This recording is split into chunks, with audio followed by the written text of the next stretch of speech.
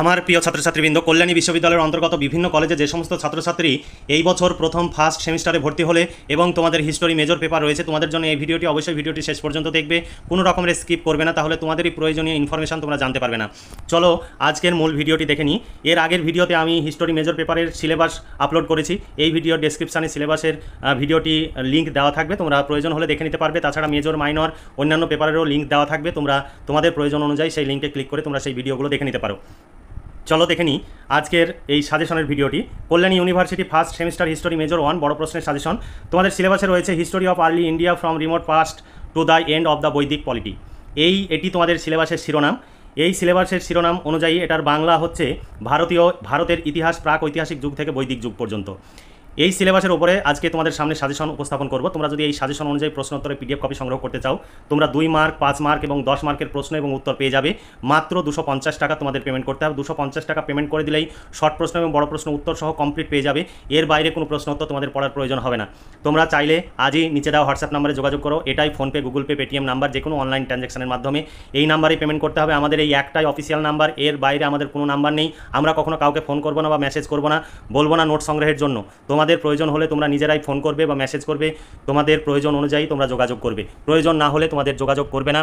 আর YouTube video আপলোডের জন্য কখনো হোয়াটসঅ্যাপে মেসেজ করবে না, তার জন্য তোমরা ভিডিওর কমেন্ট সেকশানে তোমরা কমেন্টস করবে। আর সবসময় তোমরা ভালো কমেন্টস করবে, কারণ আমাদের এই সমস্ত ভিডিও বা সাজেশন তৈরি করতে যেমন পরিশ্রম হয় তেমনি প্রচুর অর্থ খরচ হয়। কারণ অভিজ্ঞ শিক্ষক মণ্ডলী দ্বারা এই সমস্ত নোটসপত্র এবং সাজেশন তৈরি হয়, তাই সেখানে সমস্ত টিচারদের আমাদের বেতন রয়েছে, বেতন দিতে হয়, টাইপিস্টদের বেতন দিতে হয়, তাই আমাদের প্রচুর খরচ। সেই খরচের ন্যূনতম অংশ তোমাদের কাছ থেকে নিই, যাতে আমাদের সেই খরচটি উঠে আসে। কারণ বিগত সেমিস্টারে আমাদের অনেক লস হয়েছে।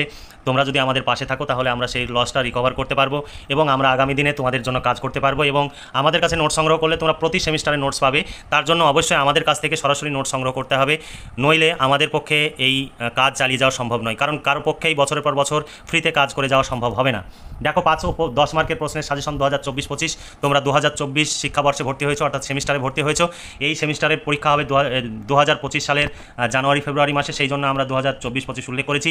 এর আগে আমরা সিলেবাসের ভিডিও আপলোড করেছি এখানে, তবুও আমরা সিলেবাসটি এক ঝলক তোমাদের দেখিয়ে দিচ্ছি। এরপরে আমরা দেখো যে সাজেশন আজকে নিয়ে আলোচনা করব, সেই সাজেশনের মূল অংশে চলে এসেছি। দেখো 5 ও 10 মার্কের প্রশ্নের সাজেশন এইভাবেই তোমরা পিডিএফ কপিতে পাবে।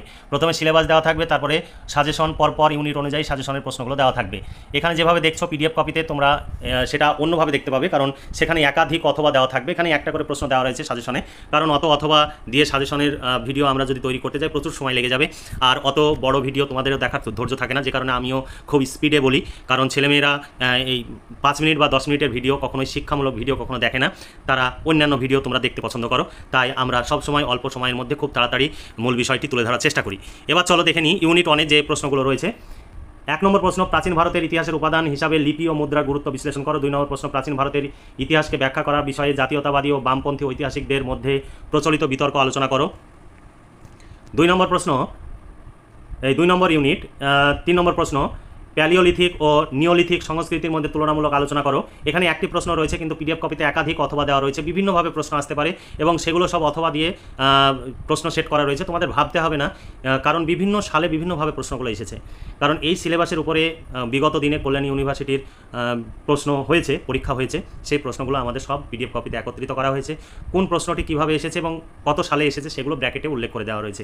তাই তোমরা যদি পিডিএফ কপি সংগ্রহ করো বেশি উপকৃত হবে এখানে। তবে তোমরা যদি নিজেরা এই প্রশ্নগুলো তৈরি করে পড়তে চাও পড়তে পারো, কোনো সমস্যা নেই, তার জন্য তোমাদের পরিশ্রম করতে হবে। এবার চলো তারপরের প্রশ্নগুলো দেখে নিই। 4 নম্বর প্রশ্ন, ভারতের নিম্ন প্রস্তর যুগের সংস্কৃতির অগ্রগতি ব্যাখ্যা করো। 5 নম্বর প্রশ্ন, নিওলিথিক বিপ্লব সম্পর্কে একটি সংক্ষিপ্ত টিকা লেখো। 6 নম্বর, ভারতের ইতিহাসে মেসোলিথিক যুগের গুরুত্ব কী। 7 নম্বর প্রশ্ন, তাম্রশীয় যুগের বা সংস্কৃতির উপরে একটি সংক্ষিপ্ত টিকা লেখো। এই সাজেশন অনুযায়ী প্রশ্নোত্তরের পিডিএফ কপি তোমরা সংগ্রহ করতে পারো। 250 টাকা তোমাদের পেমেন্ট করতে হবে। ফোনপে, পেটিএম বা অনলাইন যে কোনো ট্রানজ্যাকশনের মাধ্যমে এই নাম্বারে পেমেন্ট করে রিসিভ কপিটি, অরিজিনাল রিসিভ কপিটি হোয়াটসঅ্যাপে পাঠাবে। আর যদি নিজের ফোনপে, গুগল পে বা পেটিএম না থাকে তাহলে অন্য কোনো মোবাইল নাম্বার থেকে তোমরা পেমেন্ট করতে পারো। পেমেন্ট করার পর পেমেন্টের সাকসেসফুল মেসেজটি সেই মোবাইলে ওপেন করে সেখানে যেন সমস্ত কিছু ডেট, টাইম এবং আমার যে মোবাইল নাম্বারে পেমেন্ট করলে সেগুলো যেন সমস্ত কিছু উল্লেখ থাকে, তারপরে সেই ছবিটা তুলে আমাদের এই হোয়াটসঅ্যাপ নাম্বারে পাঠাবে। ইউনিভার্সিটির নাম, সেমিস্টারের নাম, কোন বিষয় মেজর না মাইনর সেগুলো উল্লেখ করে পাঠিয়ে দেবে। আমরা সঙ্গে সঙ্গেই তোমাদের পিডিএফ কপি পাঠিয়ে দেবো। কখনো যদি আমি সেই মেসেজটি ওপেন না করি দেখি, তাহলে তুমি বুঝবে যে আমি হয়তো ব্যস্ত আছি বা রাস্তায় রয়েছি বা অন্য কাজে বিজি আছি। যখনই তোমার সেই মেসেজটি দেখবো সঙ্গে সঙ্গে তোমাদের পিডিএফ কপি পাঠিয়ে দেওয়া হবে। তোমাদের কোনো ভয়ের কারণ নেই যে তুমি টাকা পেমেন্ট করলে তোমরা নোটস পাবে না, এরকম কোনো ভয় করবে না, একদম টেনশন ফ্রি থাকবে। কারণ আমাদের এই একটাই অফিসিয়াল নাম্বার, অন্য কোনো নাম্বার থেকে তোমাদের ফোন করা হবে না বা মেসেজ করা হবে না বা নোটসের কথা বলা হবে না। আমরা কখনোই কাউকে ফোন বা মেসেজ করি না নোট সংগ্রহের জন্য। তোমাদের প্রয়োজন অনুযায়ী তোমরা যোগাযোগ করবে এবং তোমরা নোট সংগ্রহ করবে। অতএব আমাদের কাছে কোনো ভয় নেই। আমরা কখনো কাউকে প্রলোভন দিই না, যেখানে প্রলোভন থাকবে সেখানেই চিটিং হওয়ার সম্ভাবনা থাকবে। তাই তোমরা সেই সমস্ত প্রলোভন থেকে নিজেদের বাঁচিয়ে রাখবে। ইউনিট 3 থেকে প্রশ্ন দেখো। 9 নম্বর প্রশ্ন, হরপ্পা সভ্যতার ধর্মীয় জীবনের প্রধান বৈশিষ্ট্যগুলি বর্ণনা করো।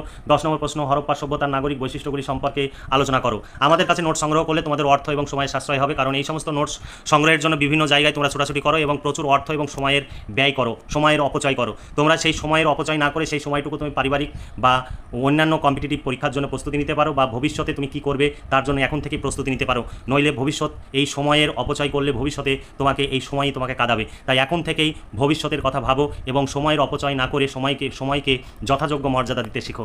11 নম্বর প্রশ্ন, হরপ্পা সভ্যতার আবিষ্কার প্রাচীন বিশ্বের ইতিহাস সম্পর্কিত ধারণা কিভাবে বৈপ্লবিক বদল ঘটিয়েছিল।